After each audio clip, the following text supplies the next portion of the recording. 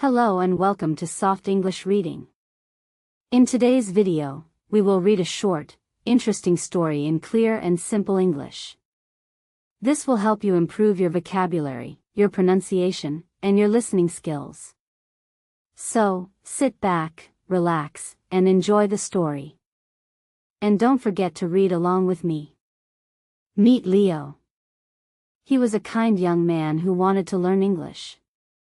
Not for a new job or school, but just for himself. He wanted to feel more confident and connect with more people. He tried to learn English many times before. He bought grammar books and lists of words. But it always felt like a hard job, not fun. He didn't feel like he was getting better, and sometimes he thought, I'm not smart enough to learn English. He saw others reading English books easily, watching movies, and talking with no trouble. He wished he could do that too. He dreamed of a day when reading an English book felt like a nice walk, not a difficult climb. One day, Leo found an old public library he had never seen before. It was a little dusty, full of tall shelves of old books. There, he met Mrs. Evangeline. She was an older lady with glasses on her nose and a kind smile. She spoke in a quiet, almost musical way, and she seemed to know exactly what book each person needed. Her library wasn't just about giving out books. It was about helping people find stories. Mrs. Evangeline felt Leo's quiet struggle and his secret wish. Mrs. Evangeline looked at Leo with a special twinkle in her eye. She didn't give him a school book. Instead, she led him to a shelf with paperback novels. Sometimes, she whispered, the best way to a new world is not through a lesson, but through a story you really want to read. She suggested a simple fantasy story or an exciting mystery book. Leo loved these kinds of stories, but he always thought they were too hard to read in English. He picked one carefully. It had a cool cover, and it promised adventure. Leo took the book home. He still wasn't sure, but he was curious.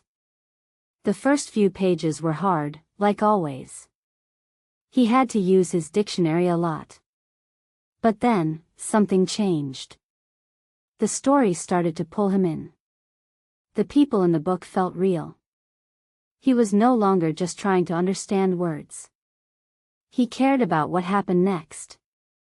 He had moments of clarity, times when he understood whole sentences, then many sentences, then whole parts of the story without stopping to look up words. It felt like the words on the page were becoming clear, like they were connecting together easily. He felt the excitement of the story, the warmth of the characters' friendships, and the surprise of a sudden twist. English wasn't a wall anymore. It was part of the exciting world he was reading about. He understood that when he was truly interested, his brain just seemed to weave the meaning together naturally. Later, Leo had to give a presentation for a small group in his community.